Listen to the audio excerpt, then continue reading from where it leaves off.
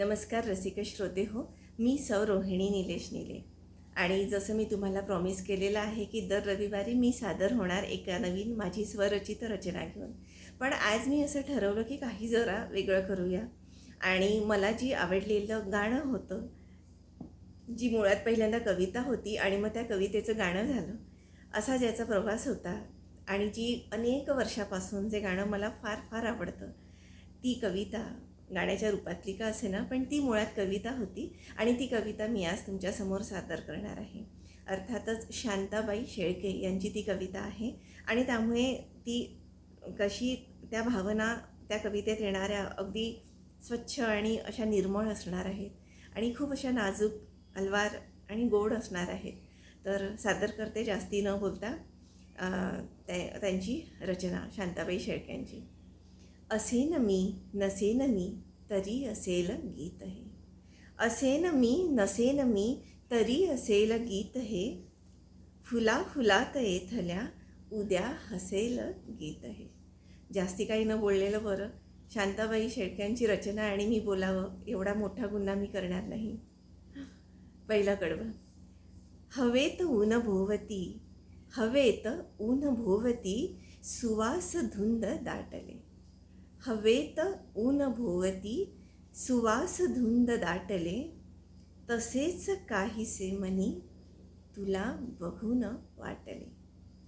हवेत ऊन भोवती, हवेमध्ये ऊन आहे. हवेत ऊन भोवती, सुवास धुंद दाटले. तसेच काहीसे मनी तुला बघून वाटले. तृणात फुलपाखरू, तृणात म्हटलंय, फुलांवरचं फुलपाखरू नाही म्हटलंय. तृणात फुलपाखरू तसे बसेल गीत हे. असेन मी नसेन मी तरी असेल गीत हे. दुसरं कडवं. स्वये मनात जागते, स्वये मनात जागते, न सूर ताल मागते. स्वये मनात जागते, न सूर ताल मागते. अबोल राहुनी स्वतः, अबोल राहुनी स्वतः, अबोध सर्व सांगते. उन्हे जळात हालती, उन्हे जळात हालती, तिथे दिसेल गीत हे. असेन मी नसेन मी तरी असेल गीत हे. शेवटचं कडवं आहे रसिक हो. कुणास काय ठाऊके, शांताबाई म्हणतात, कुणास काय ठाऊके, कसे कुठे उद्या असो. कुणास काय ठाऊके, कसे कुठे उद्या असो. निळ्या नभात रेखिली, नकोस भावना पुसू. किती म्हणजे किती खोल असावं ते प्रेम. कुठे काय म्हणतात, कुठे रेखिलं आहे हे, कुठे रेखिली आहे तर निळ्या नभात रेखिली भावना.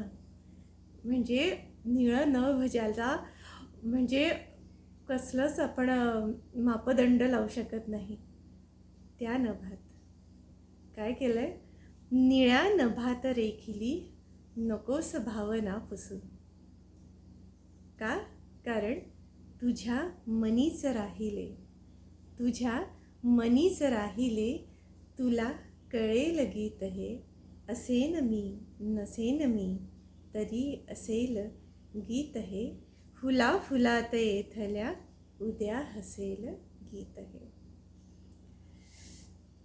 किती सुरेख रचना आहे. म्हणजे काही रचना ऐकल्यानंतर काही बोलू नये असं वाटतं. म्हणजे ते फक्त क्षण म्हणा किंवा भावना म्हणा, आपण फक्त आणि फक्त अनुभवाव्या असं मला वाटतं. त्यापैकी हे एक आवडती रचना माझी शांताबाईंची. शांताबाईंचं सगळंच लिखाण खूप खूप सुरेख आहे. काय बोलायचं. धन्यवाद.